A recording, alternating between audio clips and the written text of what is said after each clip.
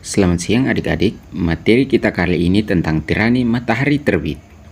Coba kalian perhatikan kedua gambar ini. Apa yang kalian ketahui dari kedua gambar ini?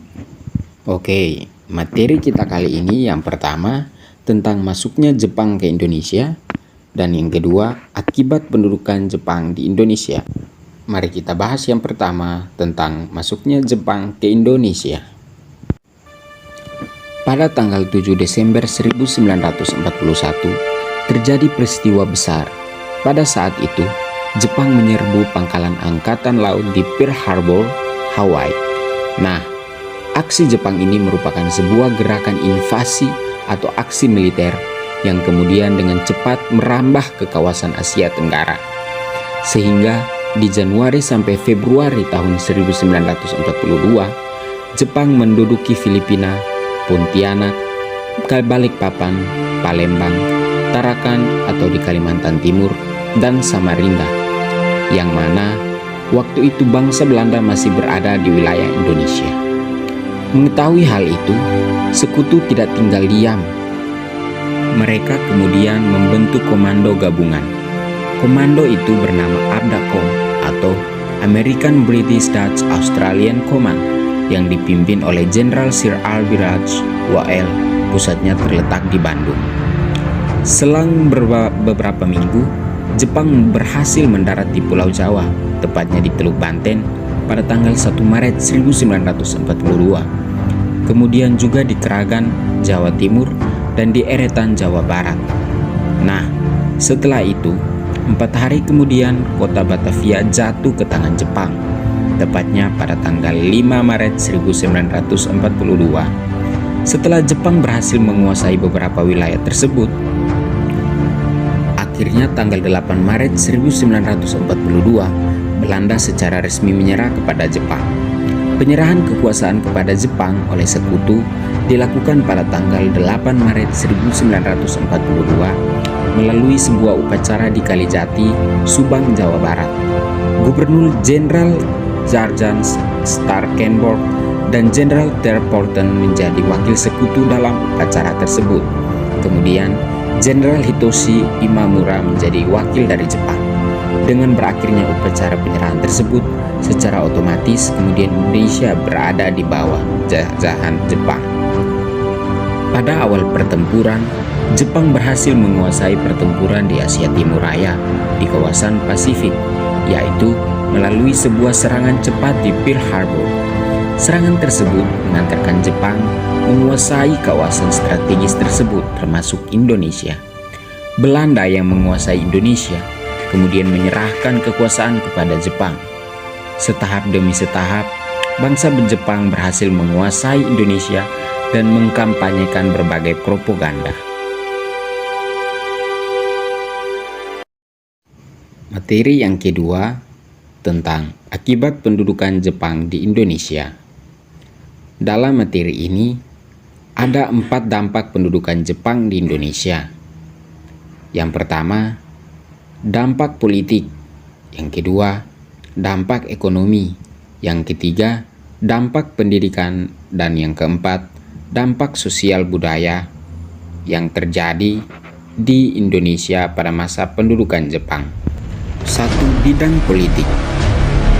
Jepang melakukan kebijakan dengan melarang penggunaan bahasa Belanda dan mewajibkan penggunaan bahasa Jepang, seperti ku diganti dengan desa, kecamatan diganti dengan so, kawadenan diganti dengan gun, kota praja diganti dengan shi, kabupaten diganti dengan ken, karesidenan diganti dengan shu. Setiap upacara bendera dilakukan penghormatan ke arah Tokyo dengan membungkukkan badan 90 derajat yang ditujukan para Kaisar Jepang Tenohika. Membentuk pemerintahan militer dengan angkatan darat dan angkatan laut. Angkatan darat yang meliputi Jawa sampai Madura berpusat di Batavia. Sementara itu di Sumatera berpusat di Bukit Tinggi. Angkatan lautnya membawahi Kalimantan, Sulawesi, Nusa Tenggara, Maluku, dan Irian sebagai pusatnya di ujung pantai. Pemerintahan itu berada di bawah pimpinan Panglima tertinggi Jepang. untuk Asia Tenggara yang berkedudukan di Dalat, Vietnam. Membentuk organisasi dengan maksud sebagai alat propaganda seperti Gerakan 3A dan Gerakan Putra.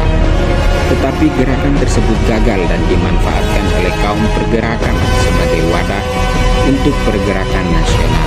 Tujuan utama pemerintah Jepang adalah menghapuskan pengaruh bangsa Barat dan menggalang masyarakat agar memihak kepada Jepang. Pemerintah Jepang juga menjanjikan kemerdekaan bagi bangsa Indonesia yang diucapkan oleh PM Tojo dalam kunjungannya ke Indonesia pada September 1943. Kebijakan politik Jepang yang sangat keras itu membangkitkan semangat perjuangan rakyat Indonesia, terutama kaum nasionalis, untuk segera mewujudkan cita-cita mereka, yaitu Indonesia merdeka.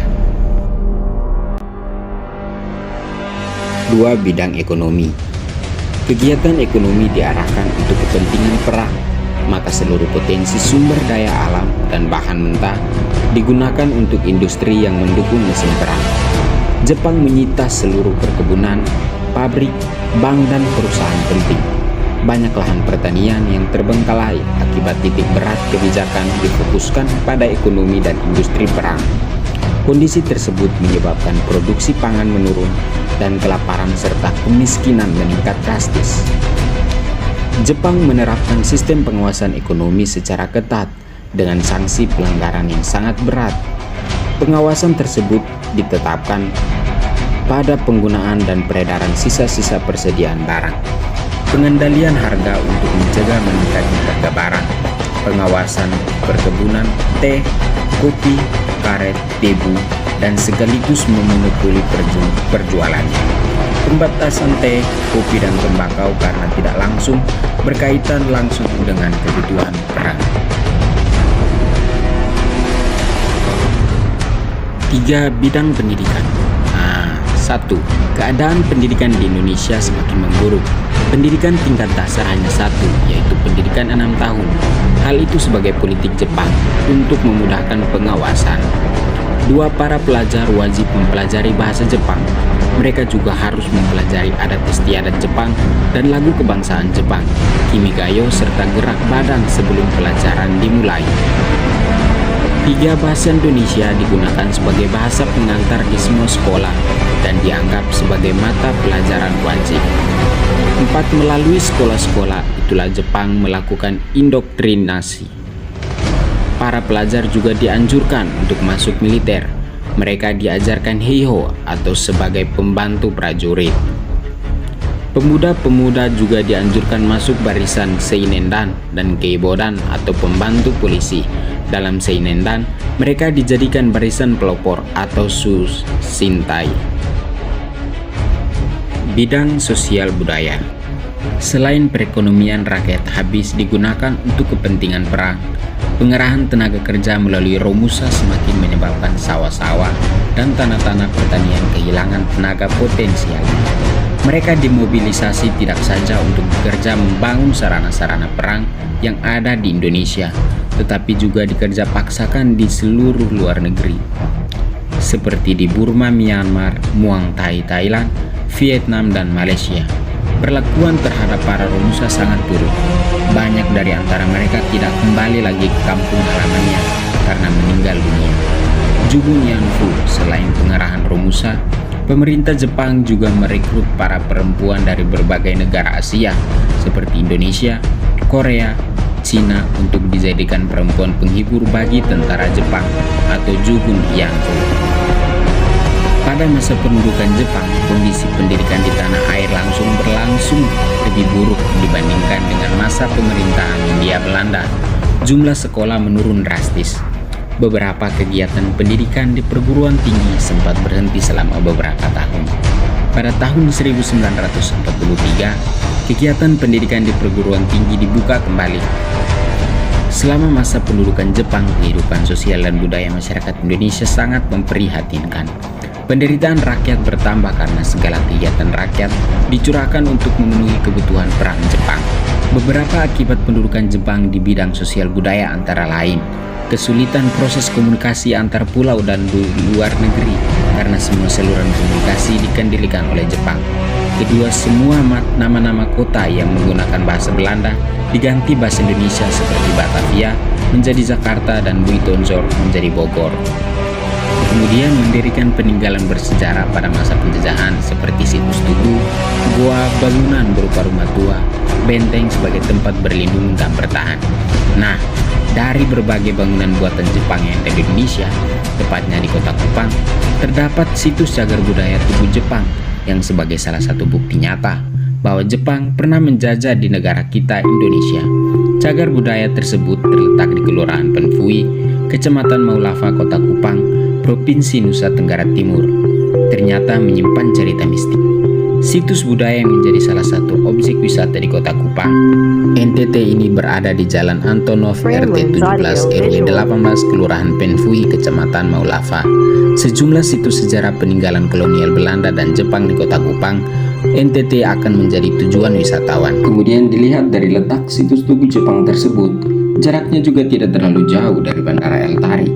Maksud dari lokasi yang tidak terlalu jauh tersebut, dikarenakan dulu sebelum dibangun Tugu Jepang tersebut, itu adalah tempat pembakaran mayat tentara Jepang yang gugur di medan perang melawan tentara Sekutu. Sebelum tentara Jepang yang tersisa pergi dari situs, mereka menumpukan mayat tentara mereka, lalu membakarnya.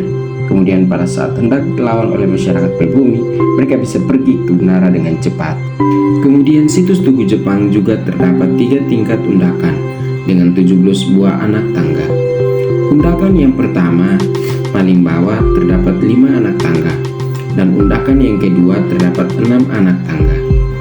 Di mana jumlah anak tangga pada undakan pertama dan kedua memiliki arti bagi tentara Jepang yang mengingatkan kepada tentara Jepang bahwa setiap jam 5 dan jam 6 mereka harus menyembah patung Shinto yang mereka bawa dewa mereka untuk selalu mendapat perlindungan dari sang dewa.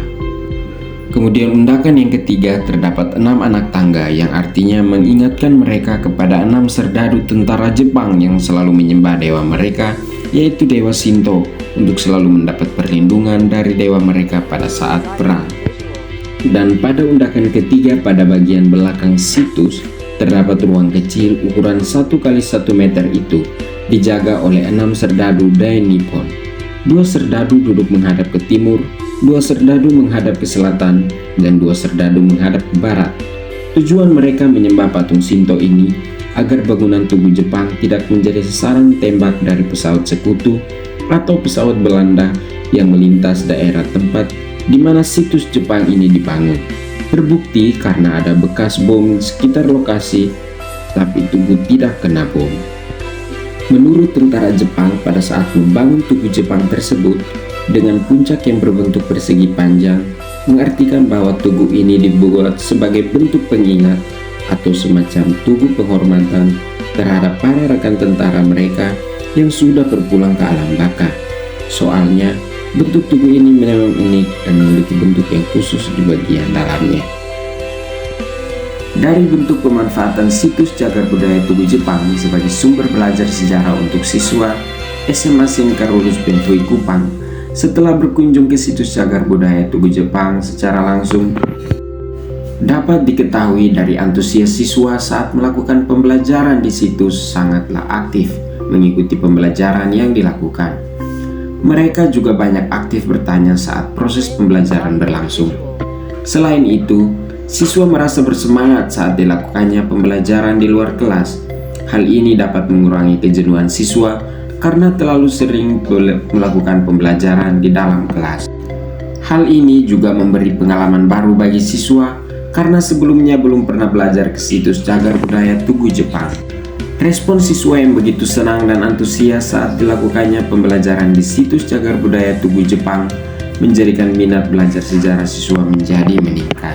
Terima kasih telah menyaksikan video ini. Semoga bermanfaat dan dapat dipelajari ke depannya. See you next time. Salam sejarah.